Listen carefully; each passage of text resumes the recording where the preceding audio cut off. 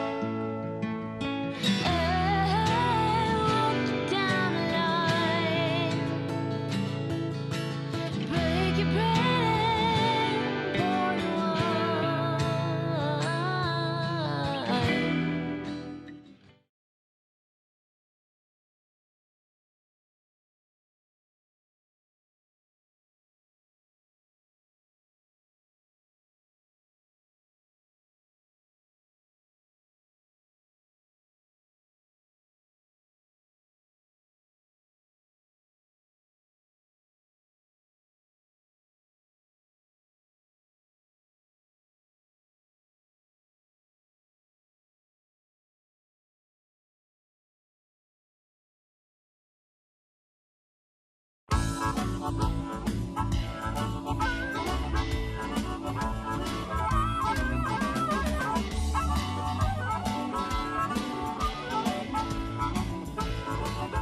today's world of self-service, it's nice to know that there's still a place where you can sit back and relax. Bennett's Driveway Service, now at Snug, Lerner Valley and Sandy Bay. For more than 40 years, Bennett's Petroleum has been there for all Tasmanians.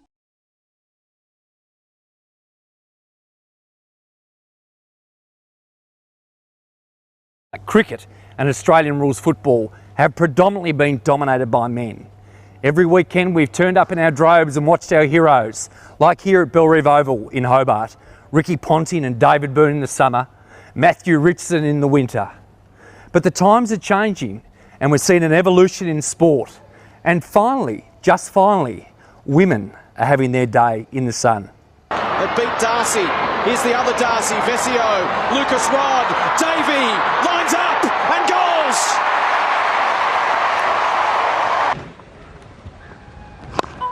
Highest record holder. Now Villani, it's a half century for Elise Villani and it's come from just 34 balls. Wednesday night here in the northern suburbs of Hobart, and the Glenorchy women's team training. There's about 40 girls here and they are full on. They love it. The energy is electric and quite frankly, I think a lot of the girls kick much better than I ever did. Good, Sandy. Go and help her, Bree. Good, Strongy. Bree, great running, Bree. It's brilliant. Back, mate's good. Now we're getting tired. We're going to work. Good, Mandy. Good. Push it, Shay. Push and help. Elise, mate, your knowledge for someone who hasn't played a lot, just to run and to back up and to know, there's 3 or 4 times when you just went, you know, and others are sitting back. That's great. That's what we want to see. Jade, you went from here down to there to get numbers.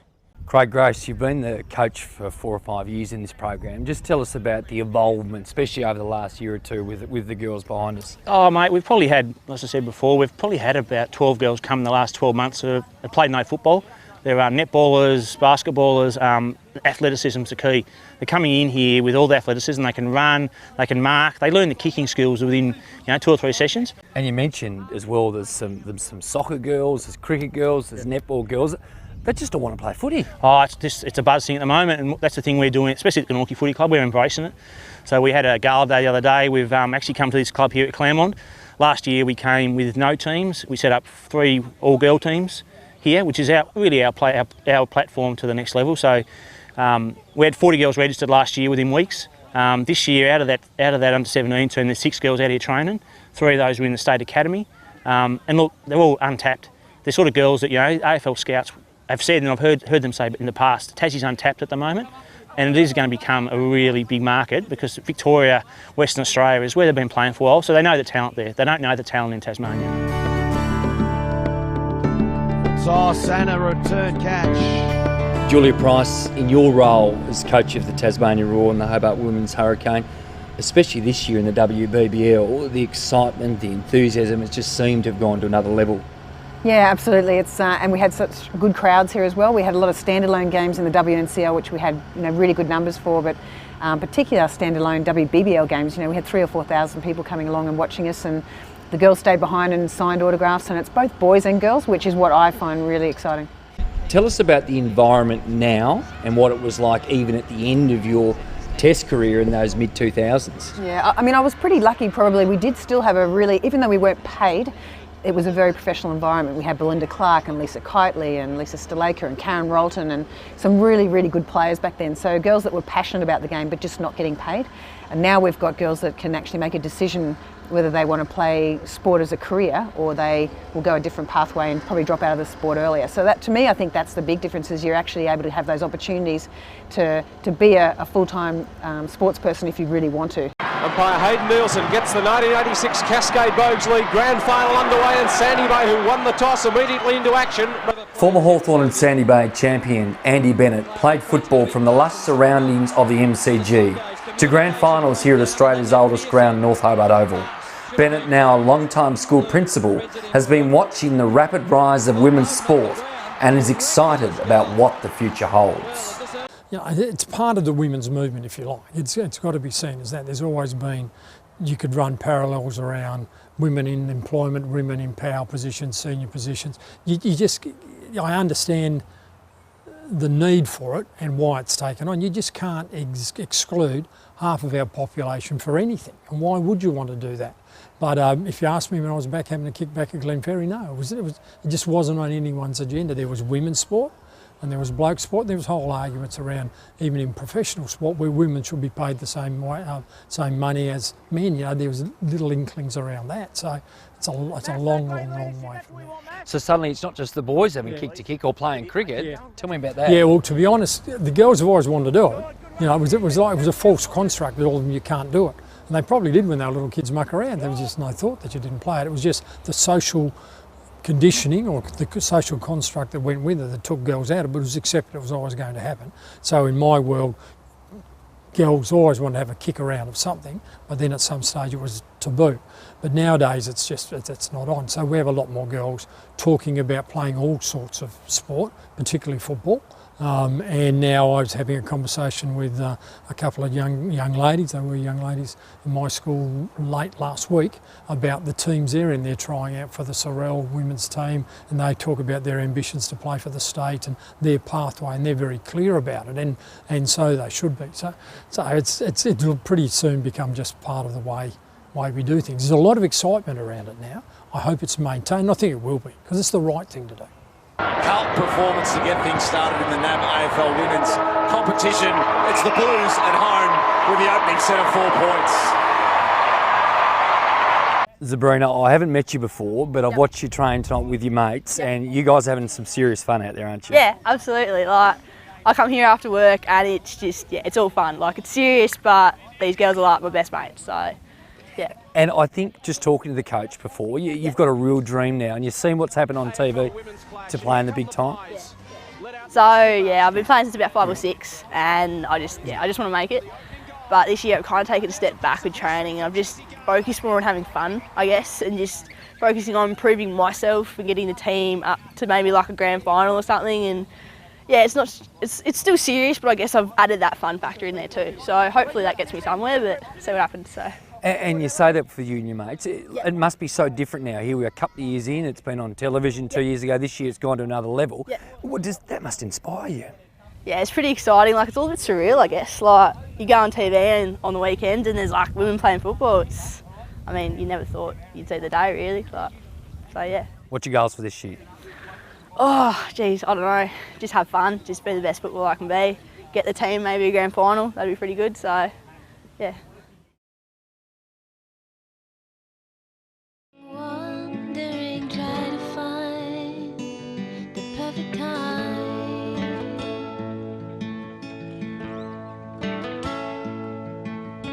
I walked down the line, break your bread, pour the wine.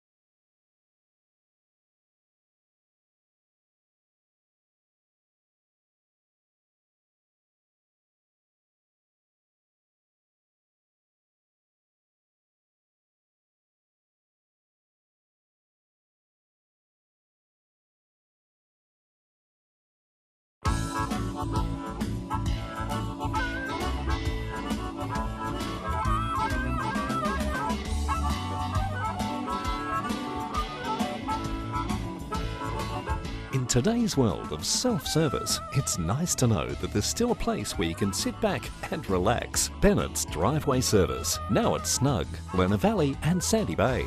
For more than 40 years, Bennett's Petroleum has been there for all Tasmanians.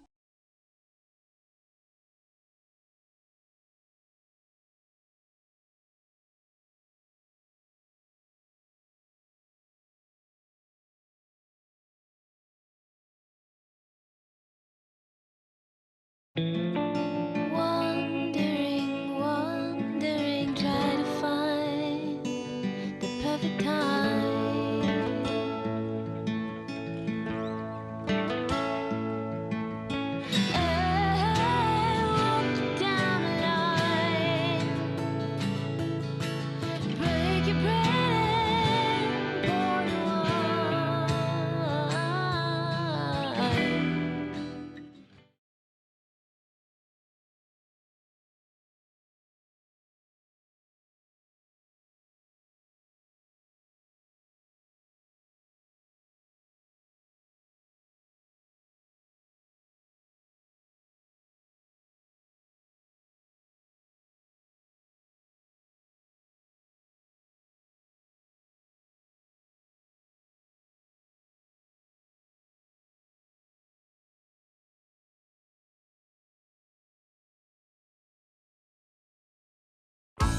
In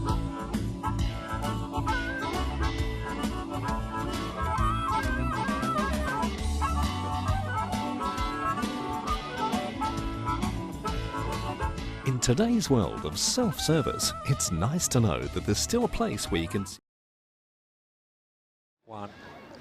That's the second half here in the interstate game, the SJFL versus NTJFA, in a pretty tight and tough match of football. And this ladies are on North Hobart Oval with the sun shining there at the home of football, where they probably should have been some time ago, but hopefully we can make amends and show how classy these ladies are in football. They're really excited to get stuck in and play today. And the attribute that I'm seeing most today, or certainly the area that they've been so good with, has been their tackling. The tackling has been outstanding. Really enjoyed that as we just see the players getting ready. At the moment, the scores are the Southern Junior Football League 117 versus the Northern Tasmania Junior Football Association. They're on 5 behinds. That quarter there was pretty even, or the second quarter. And just to explain for the viewers and myself, what's the difference between a league and an association, Aaron? Well, you got the... we'll come back to that. We'll come back to that. Give me a few moments, mate. Anyway, we're back in the middle of the ground. Odwogo with a fist got the ball rolling forward. But here on the near side, the ball is brought across to the half-forward flank. The Southerners with a couple extra numbers as an entertaining start to this game. Knight couldn't get her hands on that one. In fact, it was Taylor. Going into her hands and knees, and there's 2 Southerners going in there and stacks on the mill. King trying to win it. She couldn't. And the umpire said, I'm going to have a free kick. Oh, I should say I'm going to have a ball up. Still inside the 45 as Dylan just told to move out of the way. That's where I'm going, the umpire. And a decent. Taylor went in with some aggression there. Dogo was really aggressive too. Hallenby, she needs to get a little bit more of the ball. That's a good kick and a very good mark taken there by Breward. Breward now kicks up to half forward. No mark on that occasion. Nichols in there. The ball's gone towards the forward 50. It's going to pop out the back here. Strong just needed to clear that one. She couldn't. Burrows was trying in there and it's gone over the boundary line. Burrows did a good job just to try and corral her into the pocket. And it's going to be a throw-in. So an opportunity here for the Northerners to get a goal. They've yet to score 6 points, but they've had probably more of the play throughout these first 2 and a bit quarters where 1.5 gone. So that throw-in. Now, no one's decided to go up there. Is there a little hold? I don't know who was doing the holding. Is it on a Dogo free kick? No, it's not a Dogo free kick. It's going to be a Breward free kick for the North, and she's going to have a chance to get their first goal. 20 metres out. Kick on goal. And it is. It's a goal for the Northerners.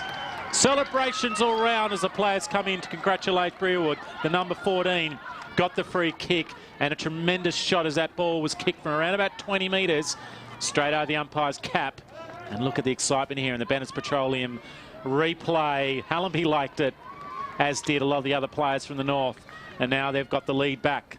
The NTJFA, a 1 goal, 5 here, 11.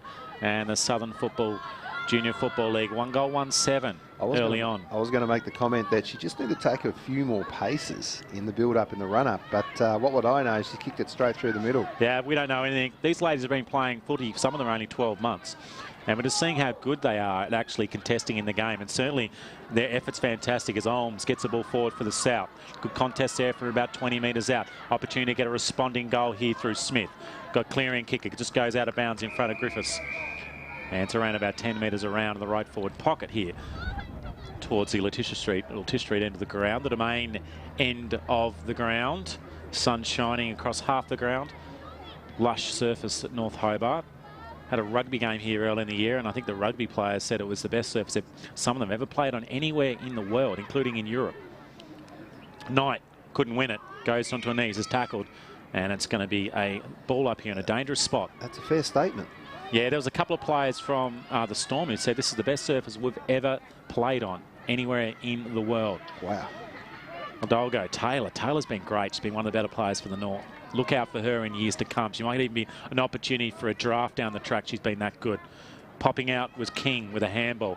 It's very static at the moment. Olms was just trying to use some strength. He's got plenty of it. And we're going to have the umpire just clearing a space behind him as he throws it up. Taylor Oldalgo. They've been going at it all day. It's been a great contest. Was there a high tackle in there? No, there wasn't. Baldwin couldn't win it. Running past the ball was Minifee. She's the only goal kicker for the South. And that's dragged to the ground. Is that a push? No, it's not. It's going to be a free kick here. No, I should say a ball up. We're still inside the attacking area here for the South. Opportunity to get a goal. Where's it going to come from? Maybe little Aiken. Can she get her hands on the football? She's on the outside of the pack here. Might even come to her if she stays there for a bit longer. Large was good there. Now it pops out. There's a very good tackle. And it's holding the football. And that's just experience. That's just awareness that you get through playing a lot of games of footy. And that'll come, Aaron. Yeah, it's just knowledge of when to dispose of it. I suppose they're just not completely aware how much time they have. And sometimes they have more and sometimes they have less. And that's just playing more games of football. Now, on the far side of the ground, as the ball trackles down. Rapayakek couldn't win it. Still an opportunity. Good tackle there from Doyle. Yeah. And King. She couldn't win it. Now there's a free kick. Yeah, she bounced it as she was being tackled, so that's a free kick to the South. Another maybe example of just not being completely aware of exactly how many times they're Brewood. Yeah, probably took the game on though. And oh, look, it's been really good. Like throughout, we've seen players being really aggressive. That ball goes atop of Aiken. Lots of players around it. Quick popped out there to Garlow. Can she pick it up? Just pops the ball out in front of herself. Gets it again. She needs a bit of help there. Minifee was on her left-hand side. Grabs it again. Has a shot on goal. A flying shot just to the right-hand side. And unfortunately, that was one of the better individual passages of play. Garlow just keeping the ball in front of herself and got a little bit of pace as well. And she's quite tall and was able to just keep that ball moving towards the goal. And the shot on goal wasn't bad either. She can play on here.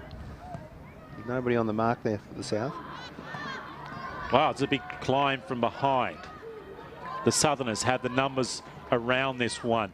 Lovely job by Knight. She was beaten there 1-on-4, but somehow she managed just to put enough pressure on it to keep that ball, I suppose, in a neutral position. And it's going to be a throw up here from the umpire. Well done, Knight. She was great then. The vice captain for the Northerners today. 50 out. Great day for football. We've already seen the boys play their under-16 game. There was Dylan, just quickly hacking it forward. Not bad. Dangerous Smith here. Smith just needs to get her hands on it. Now quickly screws the ball around onto a left. It was having some opportunities at the South here at the moment. That right forward pocket has had 2 opportunities to get a goal there in the last couple of minutes. And unfortunately from Smith, it was a good effort. That was a nice snap. Unable to try and get that one through. Anyway, back to live action here. Minifee again. She's bounced it once. Clever. Goes around again. Handballs the ball onto Smith. Smith was just too close to the boundary line to get a clearing kick. Nicholson tries to get the ball onto a boot. Just relieves the pressure a couple of seconds. Now there's another shot on goal. It goes into the dangerous area. Garlow trying to push herself off the ball. Is there a free kick? I did hear the whistle. Is Jones's free kick maybe with the long sleeves? Going to the South. No, it's a free kick for the Southerners. The Bennett's Petroleum replay. I'm not 100% sure what that free kick is or was for. And look out, Garlow. And had an opportunity a few minutes to go. Dick, a running goal from 25. Now has a shot from about 20. Left forward pocket, just to the near side. And again, just if I can just say it, just need to go back a little bit further. Get a bit longer run up, because then when she kicked the ball, she was too close to the person on the mark. And this is one of those learning things, isn't it, from playing the game? They would be so used to doing lots of training probably recently, but maybe not getting an opportunity to play as much football. So many intricate details to pick up on. Yeah, and absolutely. Develop. Doesn't come overnight. But we're so impressed, aren't we, Aaron? The girls are just going at it just as hard as what the boys would. So, yeah, absolutely. The areas of the game, they're great. They're very good at tackling. Their intensity's great. They're very good athletes. They've had some good climbs. There's Taylor again. Wow. She's a very good. I'd like to know what other sports she's played. She's particularly good. Great athleticism. Now, there might be a free kick here on the ball. It's going to be play on. Knight, I should say, Brewood. Very useful player for the Northerners. Now it's one out here by White. White just couldn't dispose of it. Very strong. She's been very good. Gets a quick handball onto White Brunskill. She's a nice athlete as well, but it's holding the football. And it's going to be a free kick here. For the South, we're seeing quite a few holding the balls due to the tackling and probably just that the ability just to clear the hands. Anyway, Minfrey, one of the better players for the Southerners, still on centre wing here. Odwogo was in there as well. Minfrey going again. Taylor for the Southerners, for the Northerners, wins it out with a raking kick forward, going up high. Now, is there an opportunity for Burrows? Burrows did a great job at trying to win that football, kept it in play, kicked the ball to a dangerous spot, shot on goal, just a bit short, just enough pressure from the south. And that might be a free kick, I think, yep. Not a bad decision there. White Brunskill just giving it away then. She was a little bit exuberant and just maybe just grabbed when she didn't need to. And it's going to be a free kick to Lovell. Lovell kicks the ball out. That's a good mark to Propajek. Now the ball's brought back in for the dangerous spot. Running through. Strength. I think it's Webster maybe. Now the kick's gone to about the 50-metre line. Lots of players running and being a bit more desperate. Plenty of energy here from everyone. Nicholson was driving her hands on that one, and she did a good job just to hold it up as she returns the ball to the umpire. 1 point in it. Yeah, it's a close game. A good indication of the skill level. Pretty even at both ends of the state. Taylor wins a tap with her right arm. Punches it a little bit further forward. Brewood tries to get the ball out there. Quick shot on goal by Mills. Mills has a shot on goal. Is it going to sneak through? Is that... Oh, it's just tapped over the boundary. I should say over the goal line. And White Brunskill, she's starting to get a bit of the football. Was just unable to get her hands and drop that onto the boot. And I think we're going to see another overstep of the mark. We saw one in the first quarter. We better have a look at this one, Jerry. Bennett's Petroleum replay. Of course, thanks to Troy Bennett for supporting us. Yeah. Sponsorship for this game, and spoke to Troy on Friday about that and was very excited to be involved. Throw up here. Gee, that was a big climb. Still in an opportunity. Burrows. Now lurking in there is White. She might be able to get her hands on it. Can't quite grab it. Quick pick up there by Hinkley. Hinkley has a shot on goal, but it's to the far side. And it's through for another behind. Did you hear the roar of the crowd then? There is a few people. There's a few people down that right forward pocket just in front of the hurrying Gorringe stand. And they liked that one. I think they thought that might have been on target as maybe we did as well. Now that's a long kick. That's gone about 40 metres. Now that was a decent climb by Olms. Another aggressive bit of movement from her. She's seen one of the better players and constantly running the ball. There's Taylor. Taylor gets the ball forward. Is that Olms with it again? It's got to be a mark. Now, in fact, that was Ransley. Now, kick the ball to around about 15 metres. And unfortunately, White Brunskill couldn't quite get her hands to it, but a good jump and a good defensive punch from behind, and it's out of bounds. Around about 20 out from the Northerners' goal. The North just slightly having sway here in this quarter in relation to forward 50s. This is their 7th entry. The Southerners just with the 4. Pushing off was Taylor. Taylor in the left forward pocket. No. Has a shot on goal. Look out. Taylor with an absolute ripper. What can't she do? She can celebrate as well. And the North have kicked their 2nd. Taylor with a wonderful goal in the left forward pocket. Bennett's Petroleum replay. Odogo couldn't pick it up, just the fend off. Had a little bit of time and then just got that one extra step to steady herself, to give herself a little bit of arc to get it onto the right boot. Wow. Balanced herself beautifully, put it straight through. And look at the celebration. She's happy, and so she should be. She's probably been nearly the best player on the ground, and now probably with that goal, the most influential. Garlow, though, now she's a very influential player from the south. Gets the ball into the forward 50. Running up there is King. King will try and win this, but she's got a couple of players to beat. She's got to beat Jones. And is she going to get a free kick? Yes, she is. And this young umpire right on the money there, just across the shoulder. Yeah, we've enjoyed the game. We've enjoyed the umpiring. It's all been really positive stuff. Garlow at the back of the pack. Couldn't quite mark it. Still gets it up. Steps back. Just hacks the ball into the forward 50.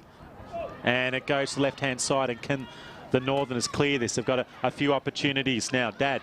She's been good in that 2nd quarter. Good play there by the full-back of the Northerners, just to get onto the left foot. Looks like she's a right footer, but great to see the girls developing their skills, trying to, play on both sides of the body there. We've got a good tackle. Yeah, and Mills just getting tackled there, and so free kick here to the south. That's a good kick out to Brereton. Brereton can't quite mark it. Mills will rush it over the boundary line, just in front of the George Miller stand there. Still a bit of sun shining here, expecting some nasty weather to come through about 4:35. The game should be done and dusted by then, as all the hipsters will be down at Dark Park enjoying the Dark Mofo. About 12,000 hipsters all in one space. That can mean a lot of conversations about how good the coffee is here. Minifree kicks the ball in the forward 50, but is repelled straight away. Nearly a mark to Propyacek. She can't quite win it. Quick kick on by Mills. Lovell. Long. Hinkley. Did she get it? No, quite. Then brought to ground. And it's going to be a throw up here. Just the attacking side here for the South. Right on three-quarter time. Around about 30 seconds. We've had a goal here for a couple of goals in this quarter from the NTJFA. Can they sneak another one here, the Southerners, just to level this game up? Burrows did a bit of burrowing there. There's only a few moments left. It's picked up then by Webster. Didn't really get a clearing kick. An opportunity for Minifree. Has a bounce. Goes one way to get the handball off. Well done, Hill. Now Hill has a bounce. Oh, there was a good bounce, but just went past her hip. Now she quickly screws the ball back around. It's around 40 metres out, and that'll probably do it here in the quarter, although just quickly running through is Webster. Webster can't clear it. Williams in there. Is that Minifree again? Gets it forward 50. Not a mark. Tackle. Is it holding the football? No, it's not. The umpire calls play on. And fortunately, it was called play on because the South were building for another opportunity for a shot on goal, and that is three-quarter time here in the representative football game. It's ladies football here at North Hobart Oval. Southern Tasmania Junior Football League versus the Northern Tasmania Junior Football Association, and the Northerners have the lead. They got a couple of goals in that quarter. The star was Taylor, with a wonderful goal from the left forward pocket towards the Horrick orange end of the stand. And the Northerners 2-7-19 versus the South 1-4-10 in what has been a great game of footy. There's been a couple of goal free. Minifree for the South got one, and Taylor's got a couple for the North. Better players, well, I think Taylor's probably best on at the moment. Brearwood was really good for the North. White Brunskill started to show some nice movement, and a very tall, a good athlete running through the half-forward line, sort of moved forward in that quarter. I thought Hinkley and also Nichols a little bit of the football. So really entertaining stuff, and that was probably the best quarter then, Duff, don't you think? Yeah, no, very exciting quarter of footy and arm wrestle. Out to 9 points. Still that's a long way, probably back there for the South. But, you know, 2 goals and they're in front. Yeah, and look, they had plenty of the ball. It was actually even. I think it was 8 apiece in that quarter for forward entries for both teams. So it did start to even up with the scoring seeming to be happening at the Horrick orange end of the stand. But at the moment, the Southerners are just a couple of goals behind. Probably better players for them. Baldwin, their captain, was outstanding. Brereton got a couple of possessions. Garlow running through from the middle of the ground into half forward had a couple of opportunities to have a shot on goal. Minifree's probably their best player. She's got a lot of talent, likes to bounce the ball every time she gets it. Odwogo was good, and Olms also for the South was showing that, I don't know what sport she's come from, but whatever sport she plays, I reckon she'll be pretty good at. So it's pretty close here, and we're at the scoreboard's gone to neutral, unfortunately, but it's the Southerners are down. They're 10-19 here. The North have got the lead early.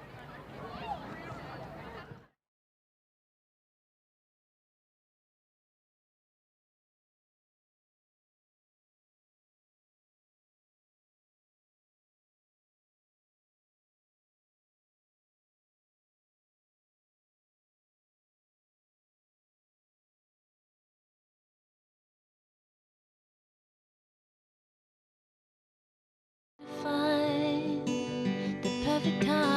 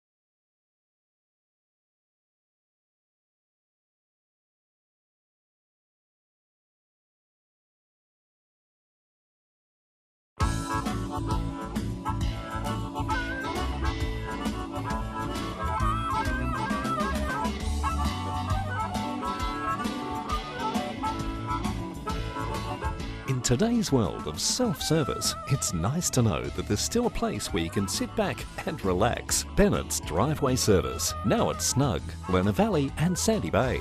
For more than 40 years, Bennett's Petroleum has been there for all Tasmanians.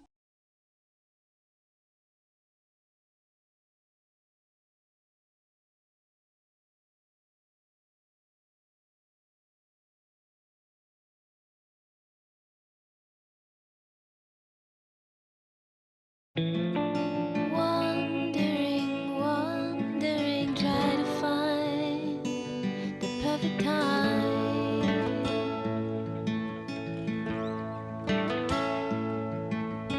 Walk down the line, break your bread, pour the wine.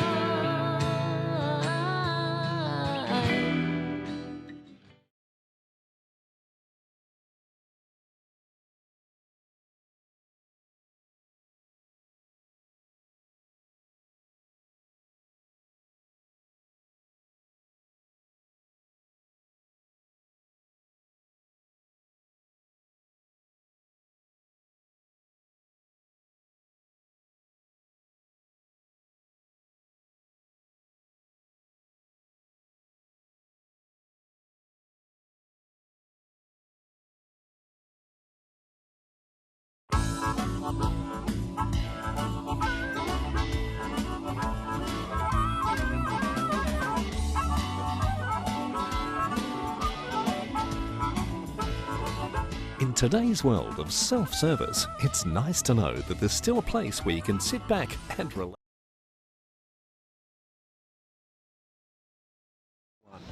Last quarter, representative football. And what a game we've had. The North, 2 goals, 7-19. The South, 1 goal, 4-10.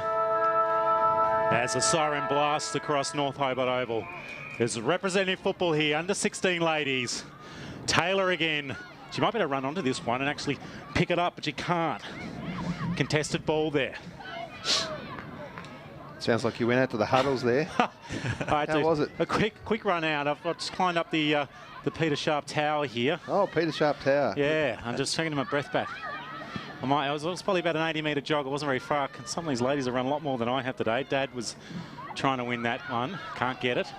Good tackle. Wonderful tackle. Clifford can't get the kick away, and the South just had an opportunity then to try and sneak a goal early, and they probably do need to get one. Sounds like your aerobic fitness is not so good there, Aaron. Yeah, no, oh, here we go. All right, here we go. It's large. She's around about 35 metres out. Comes in. Kicks a little wobbly. Still could be an opportunity. Just bouncing off the chest of Odwogo, I should say. Kick off the ground onto the far side of the ground.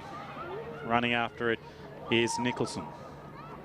Oh, sweeping around. That was wonderful by Lovell.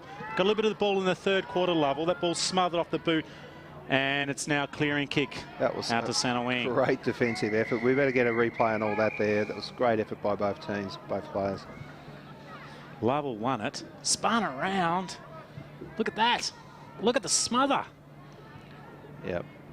Propike there. Wow, it was a great job. You're just showing the intensity. All right, back on again. Olms can't win it. Hallenby for the North. Kicks the ball forward. That's a good mark in defence from Hudson. Famous name. Played a couple of Hudsons have been pretty good on this ground over the journey. Oh, I reckon. Hey, there we go. All right, pushed off there. Winnie for Minifree. Kick's gone forward, and the mark's dropped by Richard Allens, but she might have an opportunity again. There's a good tackle. Just a sneaky handle. Just got a handle out. Quick going forward is Brereton. And it's going to be repelled again, so the ball just pinging back and forth between the middle of the ground. Mills can't win it. Brewood, the captain for the Northerners, gets it inside the forward 50. Nicely picked up by Radford. Radford hands the ball on to Brewood. The captain again, getting onto a second contest. Has still got an opportunity through Brewood. She gets the ball long into the right forward pocket and just bounces inside the line, and it's out of bounds. 1 goal, 4-10, 2-7-19. The scoreboard tells us it's pretty tight. 3 goals for 3 quarters of football. But it's kept tight, and who knows? We might have a bit of a change in play. Now, the players, Burrows, Good tackle from her. Quickly won out by Hinkley. Hinkley runs, pushes around, gets tight in the forward pocket. And gee, Hinkley. Wow. We've seen a couple of those today with some really good runs on goal. Yeah, she showed a turn of speed there, Hinkley. To see a replay here was she was just waiting at the right spot too. Look at the fend off here. Yes, just can't catch her. She's way too quick. All right, so we're on the tiered side of the ground. Many famous games of football here at North Hobart, and hopefully we start to see some famous games of women's football here in the near, and I hope the very near future. Strong was tackled, the vice captain. The ball pops out and it's going to be a mark, and it is Radford. Radford kicks high towards goal. Still in here. They have to clear it, or was the umpire called it behind? Everyone stopped. Everyone stopped besides a couple of Southerners, and now they're going to clear it out towards the middle of the ground. A booming kick, long kick out towards Hill for the south, for the north. Now it's picked up by Richard Allens. I think it was a point. It was a point? And then the Southern girl actually came out to the square and kicked it out. So it is a point, and it was a proper kick out. Did she kick it out while the umpire was still waving his fingers in the air? I don't think that matters anymore. Yeah, well, okay. I know you can't wave the flag, but I don't think they have to actually wait for them to signal what the score is before you can play on first. If the flag waving is a different story. Anyway, we'll get back to the action here. It's back to 11 points. The South probably need to go on in the next few minutes. These are 15-minute quarters here in this representative ladies football. There's a little worm burner. It's gone to Hallenby. She's in the middle of the ground. Just gets a toe to it. Not far enough. Picks up by Lovell. Lovell runs to 45. Helicopter kick. Dangerous kick. What a mark there by Jones. Now, Jones has Cooper. Cooper takes a good mark. Just in front of her left shoulder. Cooper tracks back. Looks for a player up the ground. It's not bad. It's gone to centre wing. But a good job from Burrows. Burrows wins it. Burrows is probably 1-on-2. Taken to the ground. No apologies there. And we're back into the action here. The ball's gone up to half forward. A couple of numbers here around it is Lovell getting a little bit of the ball. Webster onto Doyle. And is that holding the football? Yes, it is. We've seen quite a few of those ones today. Yeah, but the girls trying to take the game on, and I don't think the coach would mind that. It's just a matter of maybe if you're going to be tackled, just try and get the handball out. Higgs dropped that one for the North. Now the South running through his Minifree. Boom. Kicks it high. Garlow can't get it. Oh, look out. Jones again. Jones. Wow, look at that left boot from Jones. She kicked it about 40 metres. Impressive. That's unbelievable. To Nicholson. She can't get it. Pushing off there. Mills was unable to get in the action. Quick kick inside the forward 50. Garlow again. She can't quite get her hands on it. And there's that defender again in Jones. Is that a high tackle? Going to the ground is Hill. Might be holding the football. No, it's not. It's a free kick here to the Northerners in the defensive side, right forward pocket. Long kick, but it's not going to be cleared for too far, and it's a little misdirected. And the South have an opportunity to go forward. There's a stab pass. Not bad. Looking for Lily Hagan. Lily Hagan couldn't quite get it. Olms gets tackled with the football. Grimer clears it, but just kind of clears it into an attacking area for the South. There's a quick shot on goal, but look out again. Who is it? Number 18 in Jones. Always in the right spot. Wow, she's reading the play so well. And wow, does she have a decent left foot on her? Yeah. And come into the game in his second half too, Jones. Kind of playing a loose person there in defence at the moment. Now we're on the near side of the ground, just in front of the commentary box and the interchange. They can smell it, the North. Wide front skill. Gets pushed off it as she kicked it. Goes inside the forward 50. Nicely done there by Strong, the vice-captain for the South. That's an excellent kick into the middle of the ground. Game on here. Oh, no. Just kind of lost the balance as she tried to kick it. Taylor wins it. Taylor knocks it forward without really a possession. In there is Higgs. Higgs can't win it. Radford tries to pick it up. Can't get it. Hallenby, look at Hallenby. She gets tackled nicely by Olms. Now it's one out here by Brewood. Brewood can't get it. Oh, big hit. Higgs again. Gets it forward. Mills in the right forward pocket. Can she keep it in? No, she can't. And Aitken watches it go over for the South. Gee, some of the tackling has just been... Oh, that was frenetic, wasn't it, Duff? Yeah, it's got you on the edge of the seat here. This game has got better every quarter. It has. You're right. 10-21. I think they've just about done enough here. Yeah, well, they're learning as they're playing, it looks like. There's a quick shot on goal. That would have been a sealer, but it's not, and it's gone through for 1 behind. So the NTJFA just extend their lead here at North Hobart. They're 2 goals, 10-22, and the South 1 goal, 4-10. So a couple of goals needed, and it's going to level up. So they actually technically need a goal and a behind, I suppose, to get the win, and relying on the Northerners not to have scored at all. Now, there's a nice climb out there. King couldn't quite win it. Look out, it's Hinkley again. Oh. She gets around 1, gets to about 35, kicks it high to the forward line. Climbing up was Brewood, or Burrows. Brewood again, tries to get a kick on it. Tackle on... Yeah, it's a free kick. It's a free kick, and she wants it too. Now, is the mouth guard going to go out here into the sock? This young umpire, I don't know his name, but I can tell you it's only his 2nd year of umpiring. Yeah, right. Knowledge, doing a fantastic job. Now, here's an opportunity for the Northerners, and it's gone to the right-hand side, so another behind. So it's a 13-point lead. You feel like that might be enough in a low-scoring game as it's starting to get a little dark here at North Hobart. The game starting at 2 o'clock, but it's probably going to be over. We've got 10, 12, I should say, 7 minutes of football left. Hallenby.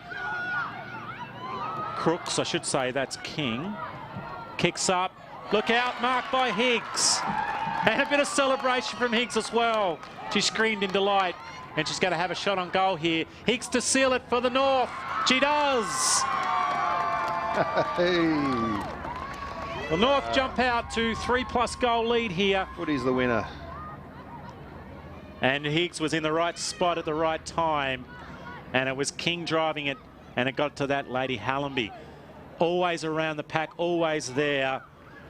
And Higgs taking a mark. Higgs been good in the first 8 minutes of this quarter. Footy's the winner here. We have the Southern boys kicked away and won their game fairly easily in the end. But and the same here with the girls. The girls for the North, though, this time. So it's going to be 1-1, I think, here, Aaron. Yeah, it's going to be tough here from the South. Don't write them off yet. 1 goal, 4-10. It's been hard work to get their goals. Baldwin, the captain. She's been excellent. Courage personified. Brewood, probably the best player on the ground in this quarter. But that kick didn't quite go to the right spot. And Strong with the South will kick it out to centre wing. Nice contest out on there. Hill was good. Hill has a little bit of space. Runs onto her right boot. Kicks the ball into the half line. Nice. Burrows at the back couldn't get it. And a good defensive mark here in the back half for the South. Now the ball goes to the middle of the ground, but not far enough. And the Northerners have an opportunity to go forward again. The ball's smothered. Now is that a push out? Yeah, it's going to be pushed in the back, and the South will get a free kick. And a little bit of excitement there as Hallenby gets shoved off it. She's got a wry smile on her face. Hallenby's been excellent, a leader on this team. Now the kick to the middle of the ground, not too bad. Taylor might try and lay a tackle, and she can't quite get there. As the kick moves out, finds Hill. Hill's tackled probably without the football, or is it going to be holding the ball? Yes, it is. We've seen a few of those today where we're not really sure which way it's going to go. Prokayek, I should say, just kicks it now high to centre half forwards. And a wonderful mark to Burrows. Burrows take a couple of steps back. She's 50 out. There's a couple of leads on now. Burrows goes high to around about 15 metres. Look out for Jones. Good tackle by Hill. She's deep in defence at the moment. And there's a partly clearing kick, but it might be too long. And a wonderful mark to Burrows. Now, if she goes back and kicks this, there might be a little bit of hope for the South. She's around about 25 out. Nice long run up. Kick on goal. Important kick. It's wobbly, though, and it's going to bounce out of bounds in the right forward pocket. South still have an opportunity to score a goal with around 3 minutes left. It's probably unlikely. 1 goal, 4-10 to 3-11-29 here in rep footy. And we've got North Hobart. the smiley boundary umpire here. Oh, dear. Oh, that was straight to Webster. What are they going to do? Now, the umpire's pointing it's a free kick to the NTJFA. And it will be a free kick to Nicholson. Now, kicks out to the tiered side of the ground. Mills has a little bit of space just to get onto a left foot. She really wanted to get onto that left foot and did a good job to getting it out to Taylor. Taylor can't, I should say, Radford. Radford couldn't quite win it. Might be a free kick to Burrows. No, it's not. In fact, Burrows gave away a free kick. Here goes Doyle. Centre wing for the South. Kicks it on that left foot. That's a long kick from Doyle. Opportunity to mark. It's popped out the back here to Webster. Webster couldn't quite run onto it. And Jones again. Long defensive kick, great kick from Jones. Clears the ball, finds a teammate in the middle of the ground. That kick's not quite spot on, and Minifree wins it for the Southerners. She's directly on centre wing. Goes onto a right boot. You hear the thud as that one connects nicely. She's got a good kick on her. Clifford can't win it. Goes in again. Then Brewood. She can't win it. Large. Now it finally comes out the back, and I reckon that might be a high tackle. No, it's not. It's another free kick. Holding the football. Unlucky. It was actually quite a good tackle in the end from Baldwin. I just thought it was a fraction high. Baldwin has it. Centre half forward for the Southerners. That's a wonderful kick.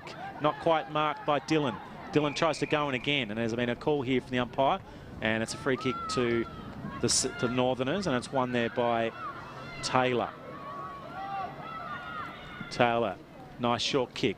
It's keeping possession with about a minute and a half left. Finds Hallenby. Hallenby now moves the ball up. This is a good passage of play, trying to build here in front of the George Miller stand at North Hobart Oval. There's rain coming down. A little bit of rain there is too. Well, I'm glad we're under cover here. Burrows can't win it. 3-on-1. The ball goes over the boundary line. With around about a minute left here at footy, it looks like the North are going to get up. A bit of a push and shove between those two young ladies. They've been very good, as been all the players out there today. Taylor just moving into the ruck. Smith will push and shove and try and win it for the South. Just needed to grab it then, Smith. Now Williams. And it's knocked out here to Grimer. Grimer's been a bit quiet in the second half. She had a really good second quarter. Now it's a flying kick. The ball stays here on centre wing. Smith wins it and takes a good mark. Her eyes right on that football as soon as it came off the boot. Now she kicks forward. Nearly marked by Clifford. Goes in again. Now it's one. Kick forward. Yes, he's there. Opportunity. It's Jones, the ever reliable defender. Now that's kicked out. Attacking the football here is, I think that's Hallenby, or is that Taylor in fact? Still a congested ball here. Minifree sneaks it out the side. Finds Webster. Now the kick goes for around about 30 metres. A couple of ladies there trying to win the football. Hill scrubs the ball on the ground and clears it for a little while, but that's it. Here come the NTJFA ladies. They're running out onto the ground. They've won the game here. It's like a grand final. And so they should be excited. They're on North Hobart Oval. They've won the game. White Brunskill comes in last, yet the furthest to run. Yes. They are excited. The NTJFA here, 3 goals, 11-29. The Southern Junior Football League, 1 goal 10, 1 goal 4-10. They've won by 19 points. A wonderful day, wonderful afternoon of football for the ladies and the men earlier. And here they go, congratulating each other on what's been a really good contest. It was very much evenly matched. We saw some wonderful skill level, some excellent endeavour, and the Northerners will go back up towards the Oatlands and further north with the victory and the bragging rights for 12 more months in the under-16s. The best 50 players in Tasmania of the lady variety, and it's fantastic to see them playing and us covering here with Duff TV, Bennett's Petroleum, and also Cripps and Master Baker supporting women's football. And so they should, as we see the players very ecstatic still. 19-point victory here to Northern Tasmania Junior Football Association. They're coming together. They're still excited. Look at this. It must be a grand final. Is it? Amazing. Well, we'll just watch it for a little while as they start to come off towards their bench. High fives around. Congratulations from their coach. Popular coach. Gee. They've obviously been training for a while for this game. They play for their respective junior sides in the North, and they've been able to come together. And the North, which traditionally have probably the upper hand in intra-state football over the last 40 or so years, the North and Northwest probably dominating football, and maybe we're seeing it here in the ladies as well as the North get a victory here in intrastate football. And let's hope this is only a start of what's going to be more games, as some of their fans now come on the ground. They've come down and enjoyed and supported their side. But let's just quickly go through some of the better players from today's wonderful action. I think Duff, best on ground, Taylor. She was outstanding, Camilla Taylor. Yep. Number 3, she was in the ruck for most of the day. She took on several different ruck ladies from the south. Odwogo for quite a bit of it early. She also was able to kick a couple of goals. She showed her athleticism moving forward. She pretty much only lost a couple of ruck contests. She also took a couple of contested marks. She was by far, I think, the best player on the ground. Hallenby, number 1. She fought hard, a lot of guts and determination from her. She continually racked up possessions, particularly through contested areas when the ball was needed to be won in a pack contest. Early on, White in the Bianca variety kept pinching the ball out of the pack, and she kept sneaking a couple of balls forward. Higgs kicked a late goal and really enjoyed it as she took a mark in the goal square and popped it over the top. The other really good player on the ground, I thought, was Jones, number 18. She played loose in defence for the last 30 or so minutes, took contested mark, took some raking left boot, kicking the ball out, probably kicking the ball over 40 metres on several occasions. She was outstanding, and also Dad was very good early for the Southerns, and probably Grimer was the other good player. And I'll also mention Hinkley. Hinkley was tremendous through the middle of the ground for probably the second and also the third quarter. For the South, well, their better players. Baldwin, their captain, was really, really good. They relied also on Aldogo in the middle of the ground, also Garlow. Brereton was good in the second half. She started to win a bit of the ball. The really good athlete in Georgia Oms was also excellent. I liked some of her play. Hudson got a few touches late, and we saw a lot of aggression, some great tackling from both teams as now they're just sitting down, and I think that's the Southern Football League. That's Tony. I think they're just doing some presentations as we see some representatives from both of the competitions. Well, we've loved it here, Duff, haven't we? Oh, just a great day. Just a great day. We're just so proud of all these girls playing footy out here and really putting girls footy on the map. It's just fantastic. Yeah, I just think it's just been a fantastic afternoon. And well done, Aaron. Great call, mate. No worries. Well, we enjoyed it. Duff, thanks very much for bringing the van along here. The Duffette G-Funk Martindale on the replays all afternoon. Tubes Taylor and Darren Perry brought us the gentlemen's under 16 game a little bit early on. We had one of the smaller Duffettes come in for a little while to do some stats for us. Thanks, Jack. It's been a cracking afternoon of football on a great traditional ground, where we should be seeing a lot more female football hopefully in the future, and hopefully this becomes a regular fixture on the football landscape here moving forward. We saw some wonderful tackling, some wonderful runs, some wonderful athleticism, and these ladies are only going to get better every time they start to play and continue, and hopefully inspire more girls to be playing football. And now we hopefully can see a bit of a pathway going forward. But it was the NTJFA 19-point victors here in intrastate football under 16s. My name is Aaron Roberts. We also have to thank our major sponsors for today in Bennett's Petroleum, and also to Cripps and Master Baker, who are very fortunate to provide us a little bit of support so we could stream this game here from the headquarters here in Tassie. It is all done and dusted. The South got a win in the boys, the girls, the North got the victory. And it is all done and dusted here for another day of great football, and we'll see you soon.